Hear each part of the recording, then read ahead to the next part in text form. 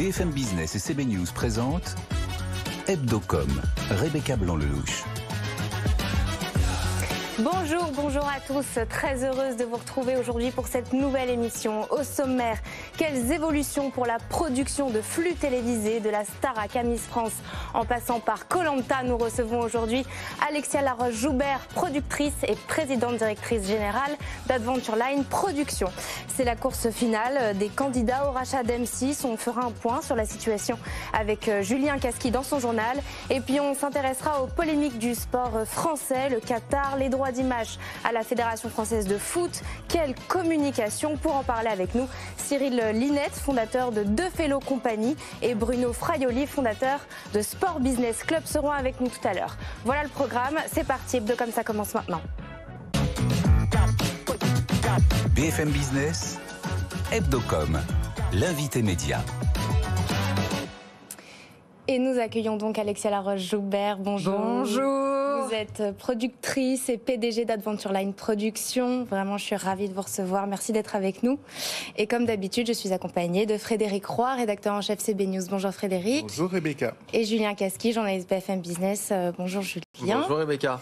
Merci à tous pour votre présence. Alors avant tout, un petit mot sur la Starac. Plein d'annonces sont tombées cette semaine. Ouais, ça y est, la date. Ouais. La date, ça commence le 15 octobre sur TF1 à 21h10. On a vu plein de petites bandes annonces. Ça vous fait quoi de voir ça? C'est de voir ce qu'il y a derrière vous qui me fait un truc. Non, je suis très contente. Quand vous avez porté ce bébé-là pendant 8 ans et qu'on vous dit que ça va revenir, vous êtes hyper contente et tout. Et alors, il s'avère que c'est en plus produit quand même par ce qui était à l'époque mon adjoint. Donc, je sais que les valeurs et ce qu'on a aimé dans l'aventure seront préservées. Après, se posent plein de questions. L'époque a beaucoup changé. La manière dont on utilise les réseaux sociaux a beaucoup changé. Les stars internationales viennent moins. Mais ce qui est sûr, c'est que c'était une très belle histoire et je vois pas pourquoi elle ne continuerait pas, quoi. J'allais y venir. 15 ans après, qu'est-ce qui pourrait poser problème aujourd'hui qui ne posait pas problème à l'époque?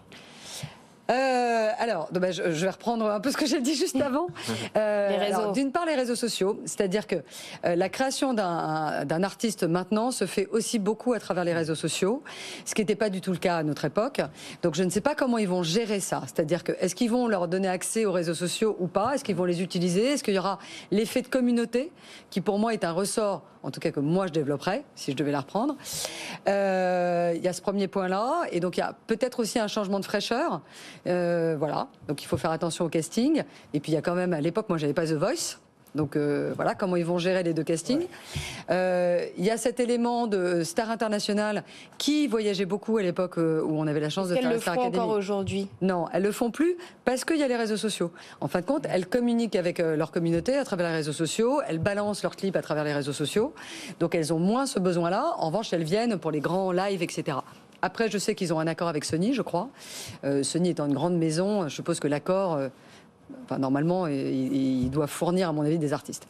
Oui, comment vous travaillez, pas que, là vous ne produisez pas la Starac, mais vous l'aviez dirigé, mais sur un programme, le lien entre les réseaux sociaux aujourd'hui et un programme de télé, comment vous gérez ça?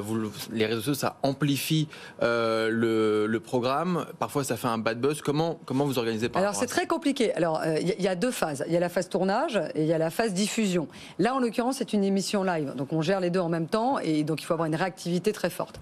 Sur Koh Lanta, le problème est résolu. Ils n'ont pas leur téléphone. On est dans un secret absolu. C'est quasiment la base du programme. Et après, on gère et on sait très bien que nous, on a eu des très très mauvaises choses, entre autres avec des attaques très fortes de candidats. On s'est manifesté auprès du procureur à leur côté.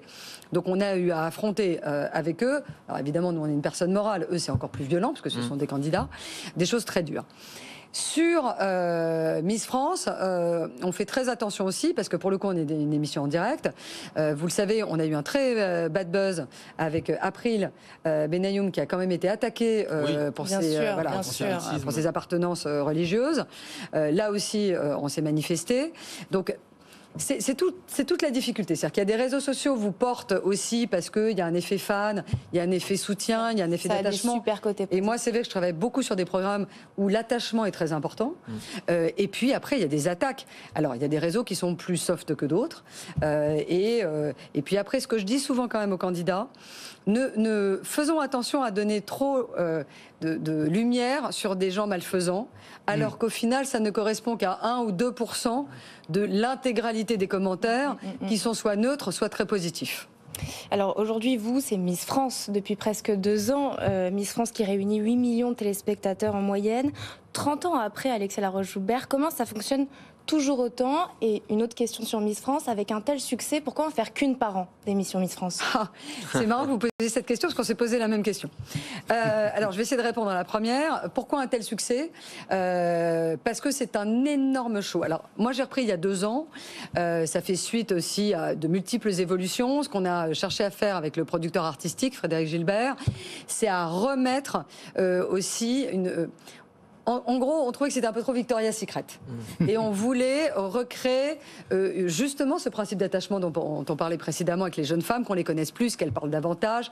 Et évidemment, elles défilent. C'est toujours un concours d'élégance et de beauté. En revanche, il y a un show au-dessus. D'ailleurs, avec des thématiques. L'année dernière, en l'occurrence, c'était comédie musicale. Là, on a déjà la thématique de la prochaine que je ne pourrais pas vous annoncer. Dommage. Et oui, parce qu'on n'a pas encore complètement validé avec TF1. Voilà. Donc, il y a cet élément-là, très important. Et c'est les valeurs. C'est les valeurs à la fois un peu chauvines, hein, il faut le dire, les valeurs régionales. Et il y a un élément qui est incroyable, parce que vous avez cité en effet l'audience, mais il y a surtout 76% des jeunes qui nous regardent. Et c'est le plus gros succès de la télévision française sur les jeunes. Et pourquoi? Parce que ces Miss, et on a beau quelquefois les décrier, s'en moquer, etc., il s'avère qu'elles ont des carrières derrière. Et quand on voit des Iris Mittenard, des Sonia Rolland, des Marine L'Orphelin, qui chacune ont des métiers très différents, réussissent et gagnent en autonomie, je pense que les jeunes sont très fiers voilà, de regarder. Frédéric? Alors, il faut que je réponde à votre deuxième question. Oui. Pourquoi une seule? Pourquoi une seule? Pourquoi une seule? Bravo. Oui, pourquoi une seule? Pour laisser à celle qu'il a eu 1 an quand même. Oui, non. C'est parce que je pense que la force de ce programme-là, c'est l'événementiel. Que c'est un énorme show. Il faut savoir que on met à peu près 6 mois en production pour produire cet événement. Et du jour où la jeune femme est élue, c'est un marathon qui s'enchaîne, etc. Et on recommence les élections de la prochaine 2 mois après. Donc en fin de compte, il nous faut énormément de temps. Ouais. Et on pense qu'à trop étendre, on ne garderait pas l'incroyable fraîcheur et cet événement. Voilà, il faut garder l'événement. C'est un peu comme les Enfoirés d'ailleurs, ils en font qu'une. Hein. Ça ne fait que monter l'événement. Mais on en parlait à l'instant à propos des réseaux sociaux, l'univers a changé, parce qu'il y a aussi les plateformes qui ne sont plus juste des robinets à série, mais qui ont leur propre... Qui commandent. Qui commandent, qui commencent elles aussi à faire des émissions de l'entertainment, etc. Est-ce qu'il y a une différence entre ce qu'on fait sur une chaîne et ce qu'on peut faire sur une plateforme dans votre domaine de l'événementiel? C'est vrai que nous, c'est spécifique pour votre public. Moi, je travaille sur le flux. Le flux, c'est donc le divertissement, le magazine, c'est tout ce qui, d'une certaine façon, n'a pas une longévité comme un film ou un documentaire. Ou une fiction. Ou une fiction, voilà. Donc nous, il s'avère que les plateformes ne commandaient pas de flux. Or, le flux, il a un triple avantage. Un, il est rapide à produire. Il est très identifiant. Et il est moins cher que la fiction. Donc, les plateformes, vous avez vu, ont commencé à se positionner sur le flux. Oui. Et c'est vrai que je ne sais pas si elles iront sur le même flux qu'on produit sur les historiques, mais en tout cas pour nous, ça devient des clients. Et là, moi, je pars en prod avec une plateforme. Voilà, c'est très agréable. Et après, c'est des méthodes américaines. Il ne faut pas se mentir. C'est vrai que je suis là-dessus... c'est pas encore régulé. Donc il ne reste plus de place pour les formats originaux en France. C'est pas ça, c'est qu'ils ont une appropriation des droits. Ils payent bien, mais ils s'approprient l'intégralité des droits. Et donc c'est vrai que nous, c'est une technique qui existe, c'est comme ça qu'ils font aux États-Unis. C'est vrai qu'on a une exception culturelle en France où les producteurs prennent les risques, mais gardent les droits. Et on est très fiers de ça, d'autant plus quand on fait partie d'un groupe international, parce que quand on dit on garde les droits, ça veut dire qu'on peut donner à nos affiliés sur un autre pays le programme qu'on a développé en France. Un mot sur l'actualité de TF1 et notamment la coupure des chaînes du groupe sur Canal+, l'échec de la fusion et la prise de poste de Rodolphe Belmer. Est-ce que vous craignez que des économies soient faites dans l'investissement de vos programmes par TF1 ? Putain, vous posez de bonnes questions. Hein. C'est vrai. Parce que c'est exactement le discours que j'ai eu récemment. Oh là là, je suis très flattée. Je pense qu'ils ont dépensé énormément à la fois d'argent, d'énergie pour rendre cette fusion possible. Ils ont décidé, eux, de ne pas continuer. Donc je pense qu'il y avait des raisons économiques et la viabilité du projet qui étaient mises en cause. En tout cas, c'est comme ça qu'ils l'ont expliqué. Ce qui est sûr, c'est que TF1 a des enjeux maintenant extrêmement forts, à la fois de transition, à la fois d'économie, de repositionnement, ce qui peut-être va leur donner, ce que je pense moi, plus de flexibilité dans le choix de programmes qu'ils vont être amenés à commander. Peut-être qu'ils s'interdisaient d'aller d'une certaine façon sur les plates-bandes d'M6 parce que c'était des programmes un peu différents et que là peut-être qu'ils vont y aller. Et puis il y a toute une transition et j'avoue, je connais Rodolphe Belmer de l'époque Canal. Il a une expertise justement dans cette évolution et dans cette modernité du PAF qui est intéressante pour TF1 et dans ce transfert vers le digital, etc. Cette évolution. Donc nous, on est là pour les accompagner. Après, ce qui est sûr, c'est qu'ils ont touché du doigt un petit génie de l'économie qui est Nicolas Taverneau, et que quand on a parlé à des gens comme ça, automatiquement on se dit qu'il y a des économies possibles. Des économies à faire. Donc je pense que ça va être dur, ça va être difficile globalement, mais c'est probablement quelque chose qui devait être fait. Vous m'avez fait ma transition. Alexia, vous êtes une des plus grandes productrices de télé. Vous êtes à l'origine des plus gros succès et très appréciée dans le métier. Votre groupe est aujourd'hui candidat au rachat d'M6. Comment on gère ça quand on est un groupe de production qui alimente la quasi-totalité du PAF ? Alors, ce qui est très marrant, c'est que j'alimente quasiment la totalité, sauf M6. Il s'avère que ça ne se joue pas à mon niveau, ça se joue au niveau du groupe. En l'occurrence, c'est Stéphane Courby qui va en plus avec sa société personnelle. Mais vous travaillez avec TF1 ? Oui, je travaille avec TF1. Après, c'est... Je pense qu'ils vont donner leur décision déjà assez rapidement. On sait que Bertelsmann a peu de temps pour décider. Je trouve que c'est intelligent de la part du groupe. C'est un positionnement intelligent. C'est quelque chose qu'on s'était toujours refusé de faire précédemment. Après, il y a des gens qui sont très forts aussi en face. Je sais pas. Vous vous adapterez ? Je m'adapterai. Et puis après, ce qui est important pour un producteur, moi je suis quand même du côté producteur, c'est si vous avez des bons programmes, ils vous les prennent. Si vous n'avez pas de bons programmes, ils vous les prennent pas. Que ça soit votre actionnaire ou pas, il met pas en risque sa chaîne. Donc si c'est lui, on verra. Si c'est pas lui, ça sera toujours mon même job, c'est proposer des bons programmes. Est-ce qu'il y a des formats qui existent aujourd'hui sur M6 que vous changeriez ? Tout ce que vous touchez se transforme en or. Alors, par ailleurs, ma position, si je devais arriver à la tête d'M6, c'est de ne toucher à rien. Pourquoi ? Ça vous plairait ? Mais en tout cas, si moi, voilà. Pourquoi ? Parce que c'est une chaîne, et on le voit dans ses résultats. Alors, évidemment, il y a une différence avec l'Action, qui a baissé, mais ses résultats économiques quand même sont excellents. Ils ont une politique très intelligente de gestion de marque. Ils ont une diversification très forte et qui a été réussie. Peut-être que je comme je suis une fille assez courageuse, je tenterai quelques ajustements de programme pour tenter des choses. Mais c'est quand même des gens. Enfin, c'est une boîte qui est très bien gérée. Frédéric ? Les choses. Quelles sont vos ambitions pour le coup dans la fiction parce que vous êtes la reine du flux, mais est-ce que vous en avez ? Vous en avez déjà. En l'occurrence, on crée une société de fiction. Donc on est en train, on doit déposer le titre là. Donc je ne pourrais pas vous le donner parce qu'il n'est pas encore déposé. Moi, la fiction, je n'ai pas d'expertise, mis à part une certaine capacité à faire du storytelling. Mais c'est bien différent de travailler, quand on écrit un scénario, que de travailler avec une matière qui a déjà été tournée et sur laquelle vous n'avez pas eu d'action. Je trouve que moi, ce qui m'a toujours intéressé, et ça fait partie de ma stratégie, quand j'ai récupéré ALP, donc j'ai récupéré des programmes qui sont risqués à produire, que ce soit Koh-Lanta, Fort Boyard. On est sensible à énormément de choses. Vous l'avez vu, le Covid, on est quand même allé. Voilà, s'il se passe un problème à l'étranger, enfin voilà, c'est très compliqué. Donc j'ai dit, je voudrais avoir un programme qui soit un programme de plateau. Moi, je suis une fille de plateau. On a récupéré Miss France, donc j'ai l'impression d'avoir mes deux jambes dans deux sabots différents, et c'est bien. La fiction fait partie d'un troisième sabot. Et ça permet d'équilibrer aussi tout. Et je pense qu'on a des choses à raconter. Et voilà. Maintenant, j'y vais extrêmement humblement. Julien, moi, j'avais une question. Rapidement. Ouais, rapidement, j'avais une question sur les influenceurs. On parlait de Banijé. Il y a eu la polémique avec Magali Berda. Est-ce qu'il faut réglementer le métier d'influenceur, sachant qu'il y a beaucoup d'influenceurs qui sortent de la télé-réalité et des programmes de Banijé? Alors moi, c'est justement un secteur où j'ai refusé d'aller. Parce que je ne voyais absolument pas avoir ce type de relation avec les candidats dans nos programmes. Après, moi, déjà, je voudrais saluer franchement le courage de Madame Berda. Elle a été très courageuse que d'aller répondre, alors qu'elle est souvent exposée, mais pas la seule concernée.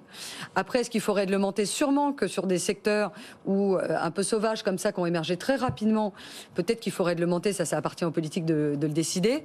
Je sais juste, pour le coup, parce que la société Berda fait partie du groupe, qu'il y a tout un travail d'assainissement, justement de réflexion, d'encadrement, qui a été amorcé par le patron qui dirige la société, et je pense qu'intelligemment fait. Voilà. Après, il y a sûrement des dérives, et c'est des dérives d'ailleurs qui ne viennent pas, et je crois qu'elle l'a assez bien, que des gamins qui font ces publicités. Ça vient aussi des produits. Le problème vient aussi annonceurs. Des annonceurs. Exactement. Merci beaucoup Alexia Laroche-Joubert d'avoir été en plateau avec nous. Quel speed. Je suis désolée, c'est Hebdocom, ça fonctionne comme ça. Merci encore d'avoir été avec nous. Vous êtes productrice et PDG d'Adventure Line Productions. C'est parti pour le journal de Julien Casqui. BFM Business, Hebdocom, le JT de la com. Julien, le budget de la culture augmentera de 7% en 2023. Il atteindra 4,2 milliards d'euros en 2023. C'est ce qu'a annoncé la ministre de la Culture, Rima Abdul Malak, alors que le budget 2023 a été présenté ce lundi en Conseil des ministres. Le budget de l'audiovisuel public va aussi être augmenté avec un budget de 3,8 milliards d'euros, soit une enveloppe supplémentaire de 114 millions d'euros. Pour la première fois, et on le rappelle, l'audiovisuel public ne va pas dépendre de la redevance audiovisuelle, mais d'une partie de la TVA. Qui, pour racheter M6, on vient d'en parler, peut-être Banijé, l'Arcom et l'autorité de la concurrence préviennent que le calendrier est extrêmement serré. Et en tout cas, ils ont donné un même message, les deux patrons, un de l'autorité de la concurrence, l'autre de l'Arcom. Roch, Olivier Mestre et Benoît Cœuré ont été auditionnés cette semaine. Si l'opération de rachat nous est notifiée avant fin octobre, ne nous est pas notifiée avant fin octobre, cela va être très difficile, considère-t-il, d'autant que la vente de M6 pourrait d'abord passer par la Commission européenne sur le volet concurrence, qui va prendre encore plus de temps. M6 doit être vendu avant début mai, date du renouvellement de la fréquence, et ce, après 5 ans. Après les baskets, la voiture, nouveau coup de com' de Lidl cette semaine, Julien. Ouais, c'est le coup de com' de la semaine. Je ne sais pas, Rebecca, si vous vous en souvenez, mais en avril dernier, Automoto, l'émission Automoto avait fait croire que Lidl allait commercialiser une voiture. C'était en fait un poisson d'avril. Eh bien, Lidl a pris au mot l'émission et lance cette semaine un jeu concours pour faire gagner 3 voitures, 3 Mini aux couleurs de la marque. Pour participer, eh bien, il faut acheter 30 € de produits sur l'application Lidl. Lidl avait vendu aussi des baskets et des t-shirts aux couleurs de la marque qui avaient, sur les réseaux sociaux, suscité un vif succès. Et à l'origine de l'opération, l'agence Marcel, le studio français de podcast Nouvelles Écoutes, racheté par un groupe suédois. Et plus précisément PodX Group, qui souhaite investir dans les meilleurs acteurs européens du podcast. PodX devient actionnaire majoritaire de Nouvelles Écoutes, fondée en 2016. C'est la première acquisition du groupe suédois qui a annoncé qu'il allait en faire 6 autres d'acquisitions avec une enveloppe de 10 à 15 millions d'euros. Grâce à cette entrée au capital, Nouvelles Écoutes compte investir dans ses contenus, développer sa régie pub interne et accélérer à l'international. Merci beaucoup Julien, le Focuscom. BFM Business, Hebdocom, le Focuscom. Quelle image pour le sport en France en ce moment? Pour en parler, nous accueillons Cyril Linette. Vous êtes fondateur de Deux Fellow Company, ex-directeur des sports chez Canal+, ex-directeur général du PMU et de l'équipe Bruno Fraioli. Vous êtes journaliste spécialisé en marketing sportif et fondateur de Sport Business Club. Bonjour. Puis on poursuit évidemment avec vous, Frédéric Roy, rédacteur en chef CB News. À quelques semaines de la Coupe du Monde au Qatar, le sport est au cœur de nombreuses polémiques. Et je voudrais qu'on commence avec Kylian Mbappé et son bras de fer avec la Fédération française de foot. Rapidement, pour contextualiser, Mbappé a refusé de participer à une séance photo pour KFC dans le cadre d'une opération de sponsoring prévue depuis longtemps. Il avait pourtant prévenu la FFF qu'il ne voulait pas associer son image à la malbouffe. De son côté, la Fédération française de foot refuse de modifier la convention du droit à l'image. Kylian Mbappé est donc en colère et juge les termes de cette convention obsolète. Cyril Linette, je m'adresse à vous. Est-ce que Kylian Mbappé est en train de jouer contre son camp ? Non, je pense pas. Bonjour à tous. Non, je pense pas, puisqu'après le match de l'équipe de France, il a expliqué qu'il avait parlé au nom de l'ensemble des joueurs. Moi, je crois que cette affaire n'est pas une grosse affaire. C'est une affaire un peu interne. Le problème, c'est que la Fédération française de foot, c'est une entreprise, mais la spécificité du sport, c'est que c'est une entreprise dont les salariés, dont les parties prenantes parlent dans les journaux. Donc c'est un peu compliqué. Je crois que Kylian Mbappé aimait ce souhait depuis longtemps. Le tort de la Fédé, c'est probablement d'avoir mis un peu la poussière sous le tapis, comme on le fait souvent dans une entreprise, en se disant bon, ça finira par s'arranger tout seul. Ça n'a pas été le cas. Comme il est tenace, il est revenu à la charge. La Fédé a cédé un peu sous pression, mais elle a fini, je pense, par régler le problème. Maintenant, elle va devoir se tourner peut-être vers les sponsors pour réorganiser, rediscuter un peu des contrats. Ça me paraît pas être une affaire d'une ampleur considérable. C'est simplement, effectivement, le souhait d'un joueur et probablement de l'ensemble de l'équipe de France d'être mieux considéré. Je pense que la Fédé est en train de le gérer. Bruno Fraioli, est-ce que la communication est mal gérée ? Au sein de la Fédération française de football. Par rapport à cette affaire de droit d'image. Sans doute, pour en arriver là, oui, il y a eu des couacs. Il y a eu aussi des avis aussi, le poids des joueurs qui va être de plus important dans la signature des contrats. Bon, après aussi, il ne faut pas se leurrer quand même. Hein. Il y a des affaires de gros sous. On est sur une grosse PME, mais enfin des affaires d'argent quand même, de contrats, puisqu'on a vu quand même Kylian Mbappé qui lui personnellement dit non, je ne veux pas m'afficher avec un tel, mais il va s'afficher quand même aussi avec un autre. En revanche, ça peut avoir, s'il y a des mouvements dans ce type de contrat, ça peut avoir des répercussions assez importantes sur d'autres contrats, parce que imaginons les grandes marques, les grands partenaires, Intermarché, KFC notamment. Ça fragilise quand même énormément les relations entre une marque et en l'occurrence une fédération, quoi. Mais ils mettent de l'argent, ce ne sont pas des mécènes, ces gens-là. La marque va demander une ristourne, mais pour moi, c'est la difficulté du sport français. C'est ce que j'essaie d'ailleurs de raconter un petit peu autour de mon activité de Fellow Company. C'est qu'il faut se considérer comme une entreprise, mais c'est difficile d'être une entreprise quand tous les mouvements que l'on peut avoir avec ses salariés, ses parties prenantes, sont dans la presse, en fait. La réalité, c'est que voilà, il y a des, entre guillemets, salariés, ils ne sont pas vraiment salariés de la Fédé, mais les joueurs qui s'expriment, la Fédé qui doit le gérer, des parties prenantes, c'est comme des partenaires ou des distributeurs ou des fournisseurs dans une entreprise. La difficulté, c'est que tout ça est dans le domaine public. C'est là où il faut maîtriser un peu la communication et le récit. C'est une affaire interne, effectivement, et qui est très médiatisée, mais qui peut avoir aussi d'autres conséquences. Je voudrais qu'on aborde un autre sujet. On parle maintenant de la Coupe du Monde qui se tiendra au Qatar en novembre-décembre. Les critiques se multiplient en France à l'égard de son organisation, y compris sur la scène politique. Boycott, pas boycott. Pour le gouvernement, c'est trop tard. Ça a été décidé il y a 10 ans.